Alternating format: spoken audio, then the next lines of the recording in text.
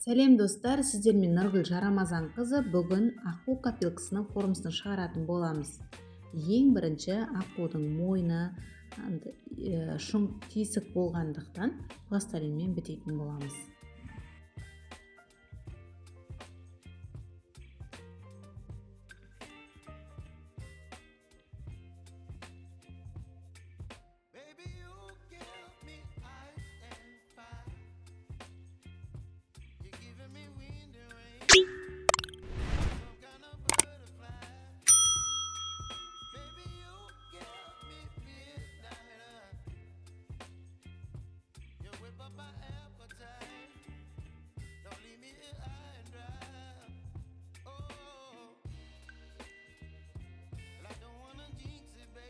Мен аққу формасын екі жаққа ашылатын болғандықтан төбесінен дәл осылай пластилинді жабыстырып шығатын боламын.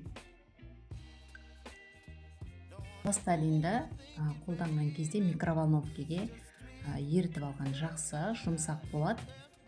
Бұлай жұмыс жасаған кезде жұмса ыңғайлы, оңай болады.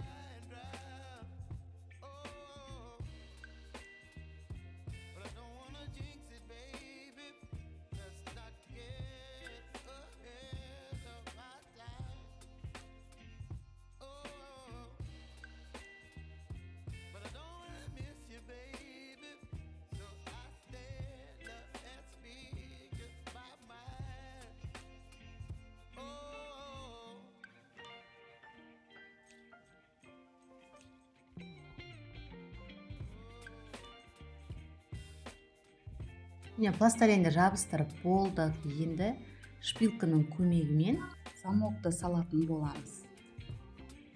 Замок дегеніміз сіздерге біз гипс құйып, копилка шығарған кезде формамыздың дұрыс бір-бірін ұстап тұру үшін керек болады. Шпилканың көмегімен айналдырып узор шығаратын боламыз. Узор шығарғаннан кейін кішкене қойып қоятын боламыз 1-2 сағаттай, себебі пластилинді мана біз микроволновкаға еткендіктен жұмсақ болды ғой. Сол пластилин өз орнына келу үшін, өз орнына келген кезде қатты жақсы болып тұратын болады. Тақтайға аққуды клейлеп аламыз да, және де вазелин жағатын боламыз. Бұл аққу копилкасына де мен вазелинмен жасайтын боламын. Барлық жеріне жалпы вазелинді дұрыстап жағу керек.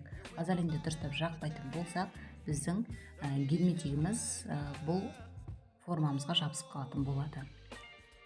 Менде Самофикстің прозрачный герметигі, соны қолдандым. Жалпы Самофикстің герметигі Афликске қарағанда кішкене мықтылау, қаттылау болады. Афликскі ол жұмсақ болады материалы. Герметикті жаққан кезде қолымызды суға батырып отырып жағамыз. Қолымызға жығып қалған герметикті бір майлықтың көмегімен сүртіп отырып жағу керек. Жақсылап басы отырып жағатын болсақ, тегіс шлаксы шығатын болады.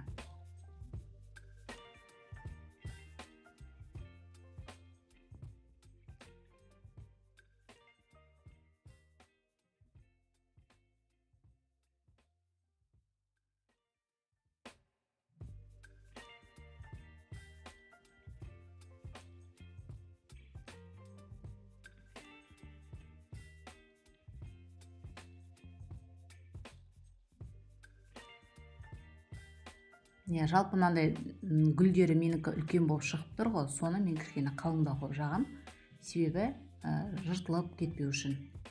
Маған осы аққу копилкасіне 2 силикон кетті бір жағына. Мен герметигім жақсылап жағылды, енді бұны мен кептіріп қоятын боламын. Әртүрлі уақытта кебет, бір күнде кебет, 4 сағатта кебет. Кепкеннен кейін мен пена жағатын боламын. Мен герметигім 2 сағатта кепті, мен сыртын сабындап алып, пена жағып аламын. Пена себебі екінші жағын жасау үшін менің силиконым түсіп құлап кетпеу үшін пена керек болатын болады.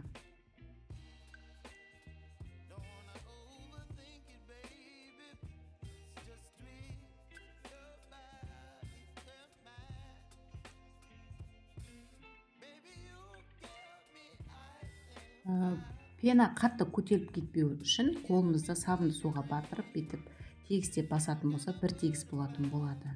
Менің пенам кепті. Енді жаймен пластаринді алатын боламыз.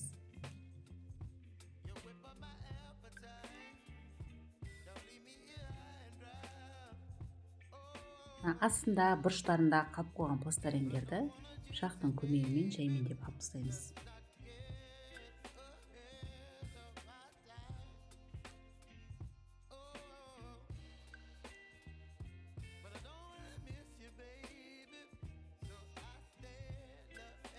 Пластилиннің андай ізі қалған жерлерін салфеткамен бір затпен сүртіп тазалап алу керек. Себебі дәл солай узор болып шығатын болады.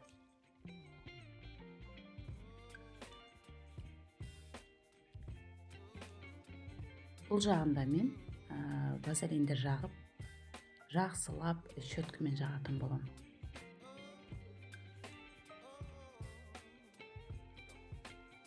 Вазелинді жағып болдық, енді жаймендеп герметикті жағатын боламыз. Герметикті көп мөлшерде емес, азғантай мөлшерде жағып, қолымызды суға батырып отырып, жақсылап жағып шығатын боламыз.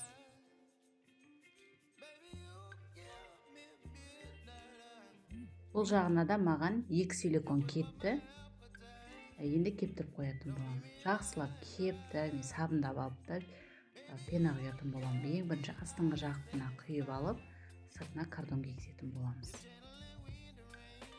Пена өсетін болғандықтан мен кардонның жартысына дейін пена құямын.